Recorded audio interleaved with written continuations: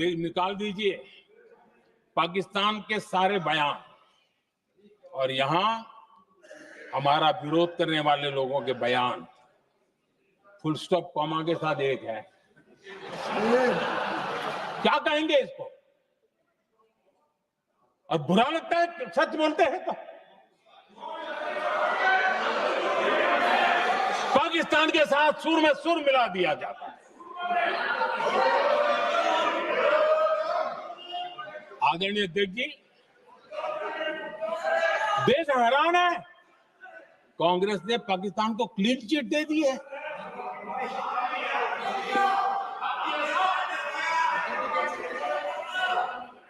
उनकी ये हिम्मत, और इनकी आदत जाती नहीं है, ये हिम्मत कि पहलगाम के आतंकी पाकिस्तानी थे, इसका सबूत दो।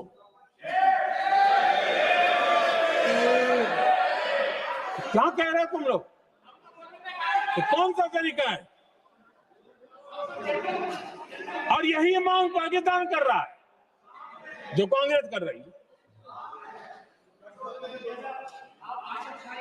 और आदरणीय अध्यक्ष जी, आज जब सबूतों की कोई कमी नहीं है, सब कुछ आंखों के सामने दिखता है, तब ये हालत है। अगर ये सबूत ना होते तो क्या करते ये लोग, बताइए। आदरणीय अध्यक्ष जी,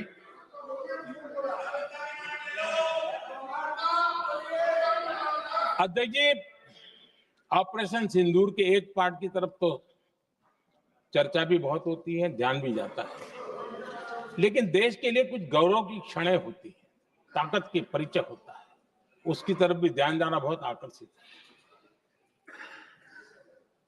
हमारे एयर डिफेंस सिस्टम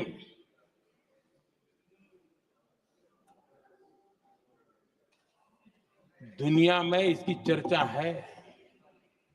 हमारे एयर डिफेंस सिस्टम ने पाकिस्तान की मिसाइल और ड्रोन्स उसको तिनके की तरफ बिखेर दिया था।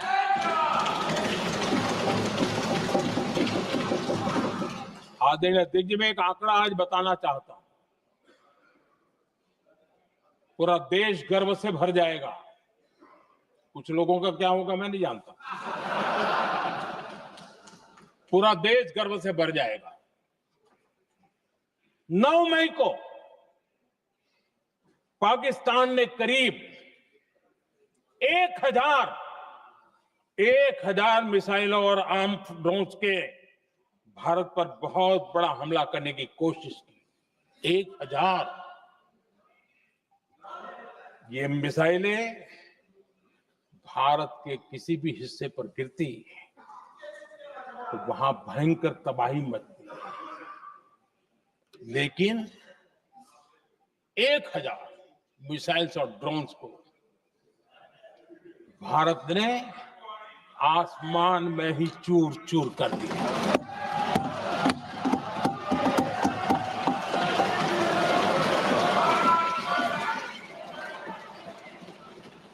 हर देशवासी को इससे गर्व हो रहा है। लेकिन जैसे कांग्रेस के लोग इंतजार कर रहे थे, कुछ तो गड़बड़ होगी यार, मोदी मरेगा, कहीं तो फंसेगा।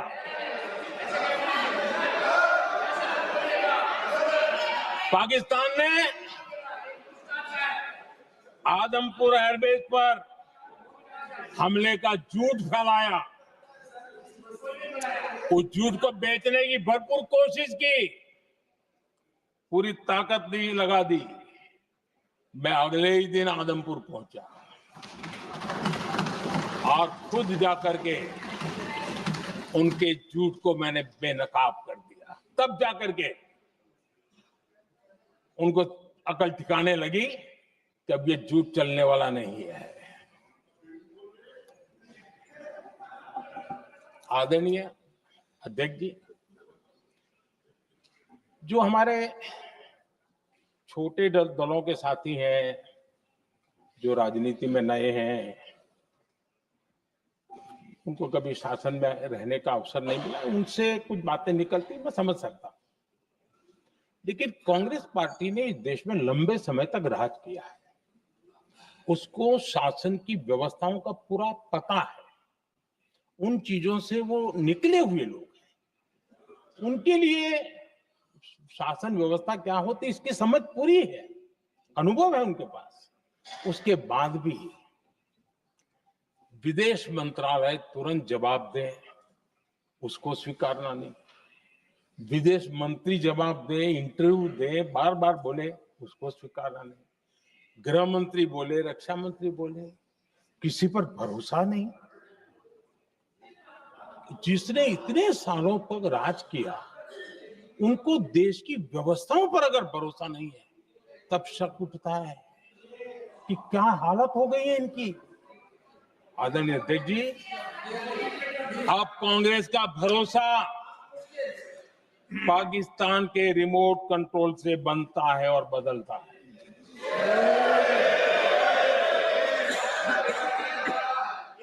आदरणीय अध्यक्ष जी, एक बिल्कुल कांग्रेस के नए सदस्य, यानी उनको तो क्षमा करनी चाहिए, नए सदस्य को क्या कहेंगे, लेकिन कांग्रेस के आका जो उनको लिख करके देते हैं और उनसे बुलवाते हैं, खुद में हिम्मत नहीं है, उनसे बुलवाते हैं कि ऑपरेशन सिंदूर ये तो तमाशा था, ये आतंकवादियों ने जिन 26 लोगों को मौत के घाट उतारा था ना, उस भयंकर क्रूर घटना पर ये तेजाब छिड़कने वाला पाप है। तमाशा कहते हो? आपकी असहमति हो सकती है, और ये कांग्रेस के नेता बुलवाते हैं।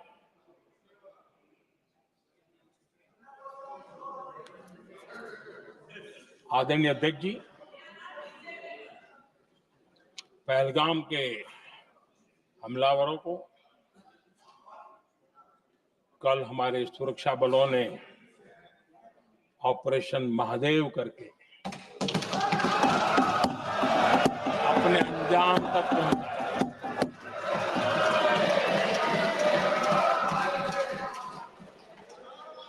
लेकिन मैं हैरान हूं, यहां ठहाके लगा के पूछा गया कि आखिर ये कल ही क्यों हुआ।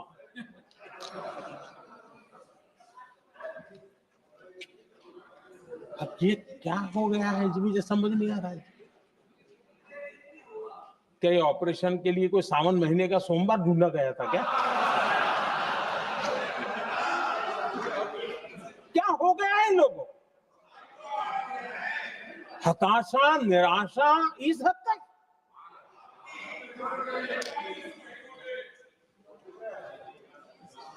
और देखिए मजा, पिछले कई सप्ताह से हाँ ऑपरेशन सिंदूर वगैरह तो ठीक है, पहलगाम के आतंकियों का क्या हुआ, पहलगाम के आतंकियों का अब हुआ तो कल क्यों हुआ?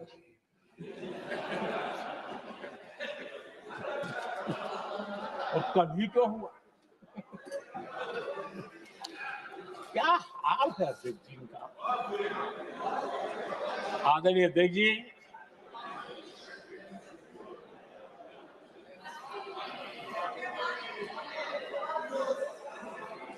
आदरणीय अध्यक्ष जी, शास्त्रों में कहा गया है, हमारे शास्त्रों में कहा गया है, शस्त्रेण रक्षिते राष्ट्रे, शस्त्रेण रक्षिते राष्ट्रे।